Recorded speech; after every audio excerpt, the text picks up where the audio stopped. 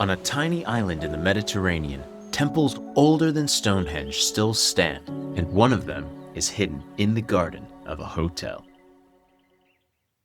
Malta is known for its beautiful cities like Valletta and history of the Knights Hospitaller, as well as its beautiful Mediterranean waters and, of course, delicious food.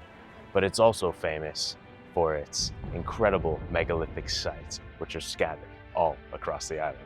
These aren't castles or cathedrals. They're thousands of years older, and no one really knows why they're here.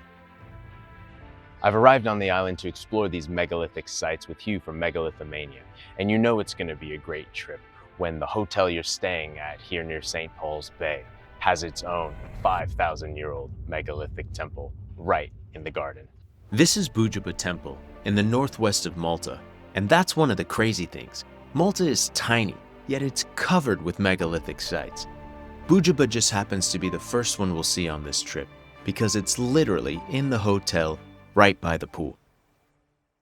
The Temple of Buģibba was discovered in the early 1920s and was excavated in 1928 and is just one of many of the megalithic sites here that date back to the Temple period, which goes back to the 4th millennia BC up until roughly 2500 BC when these people disappeared from the island. Archaeologists see them as ceremonial sites built by a temple building culture around 3600 BC. But the truth is, we still don't really know who these people were or why their culture disappeared. The temple officially dates back to the end of the 4th millennia BC, making it even older than Stonehenge in England. However, there's new research that's come out by Lenny Rigid that suggests that it might be much older, all the way back to the 9th millennia BC, based on its alignment with Sirius setting, which is also a phenomenon found at the temples across the island. This would put its date all the way back to the era of Göbekli Tepe and the temples in the southeast of Turkey. If this is true, this could be one of the oldest temple traditions on Earth. And if that's the case, does this change the story of human history itself?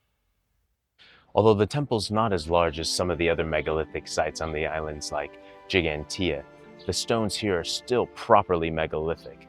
A great example of that is the lintel stone above me and the entranceway, as well as one of the capstones behind me here on the left-hand side. Although much of the temple is in ruins, it still gives you a great ability to imagine just how grand it must have been during the temple period. How did they move these gigantic stones? And why build on this scale? Not just here, but again and again across Malta. These temples seem to just appear out of nowhere, and they're the oldest structures on the island. Where did this culture even come from? This one especially makes you wonder. Buģibba stands right on the coast, looking out to sea. Was it simply a sacred place tied to the waters? Or did the sea hold a deeper meaning for the people who built these temples? And what was the site really used for?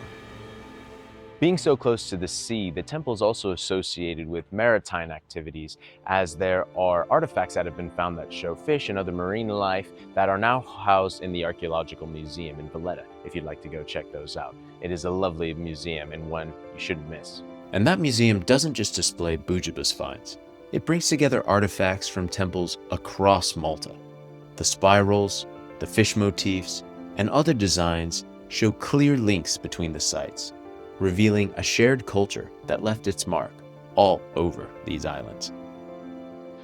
Buģibba Temple is located here in the gardens of the Hilton Hotel on the north of the island, which, as far as I'm aware, is pretty unique in terms of megalithic sites, that you have the ability to be so up and close to them, and of course right here, really bringing it home whilst you're staying on the island. And remember, this is just the first of many temples we'll be exploring here in Malta. There are still so many questions, not just about Buģibba, but the entire temple building culture. How old are these structures really? Where did their builders come from? And why did they vanish?